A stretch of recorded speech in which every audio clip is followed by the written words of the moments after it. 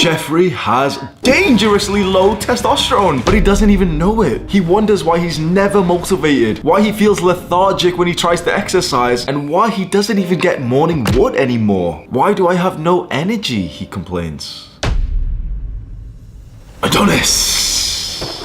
Adonis has the highest testosterone possible, but this isn't from genetics. Adonis has spent years practicing good habits to optimize his levels. He was once extremely low in testosterone, but then he noticed the signs and made a change. Adonis understands exactly what Jeffrey is suffering from, and he knows just who can help. The CEO of testosterone. He tells Jeffrey about the 5 important signs of low testosterone, and Jeffrey suddenly realizes that he has all 5. Jeffrey's great to have friends like Adonis and Jack and knows exactly what to do next. Just over a year ago, I got my testosterone checked twice. Both times in the morning, fasted. I followed all the protocols that you should do before the test. And both times, my scores came back around 440 nanograms per deciliter for the total test. And the free test was somewhere around the expected equivalent of that. So 440 nanograms per deciliter for a fit, young, healthy young man. And you know that the range is between 270 to about 900. So I was pushing near the bottom of this range, and I had comparable results to 70 to 80 year olds. Now, one thing that I did have was the psychological drive to go out there and to challenge myself and to do the hard work, especially when I didn't feel like it. And so even though I had seemingly low testosterone, my body still looked good. In 2021, I was still quite jacked, I was lean, I looked good, I performed pretty well. And at the time, that's pretty much all I cared about. But I had some symptoms of low testosterone that I didn't really know were possibly from testosterone. And the first one was that I felt quite anxious and I was overthinking. And this is something my friend Jack, the CEO of Testosterone, even says, and I'll quote him here. I was really anxious,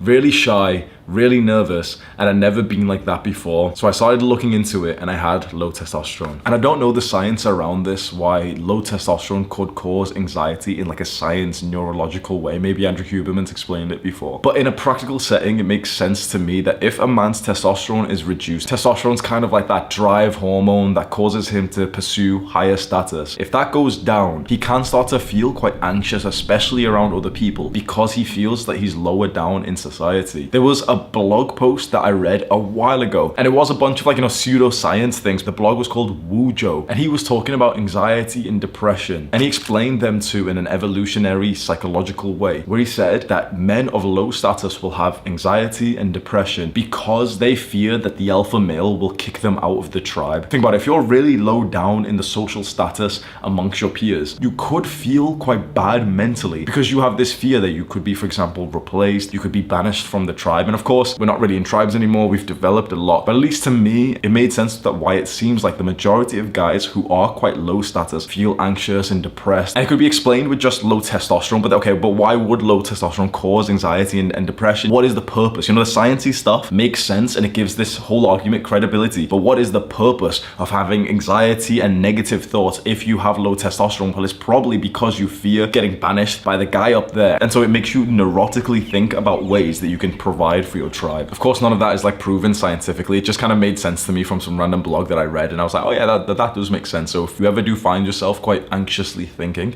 especially about a social circle, probably because you're not that high up in that social circle. Because if you were really, really high up in some kind of social circle in your school or workplace, you probably wouldn't be anxious about it. The second sign that you might have low testosterone is having a low amount of muscle mass and a higher amount of body fat, especially in the more womanly areas. So of course, low muscle and higher fat is just due to your training and your diet. But certainly, let's say if you've been doing the right things, if you've been going to the gym and you've been training kind of hard, not perfect, of course not, but you've been putting in some work, and then you come home and you've been eating higher protein and you've been researching, you've been watching the videos on fitness and everything. And so you've been putting in some work and you don't see any major results for a while. For example, there's guys out there that have been going to the gym at least 3 times a week, actually training pretty hard. You'll see them in the gym, they're grunting as they hit the weights, they're kind of doing progressive overload, and of course they're not perfect, but they still look skinny fat 2 years in. And this of course comes down to multiple reasons, not just low testosterone. One of the big reasons why someone might go to the gym for 2 years and look relatively the same is that they haven't bulked their body weight enough. The first year that you want to gain muscle, you're going to the gym consistently. You can build, bodybuilders say, on average,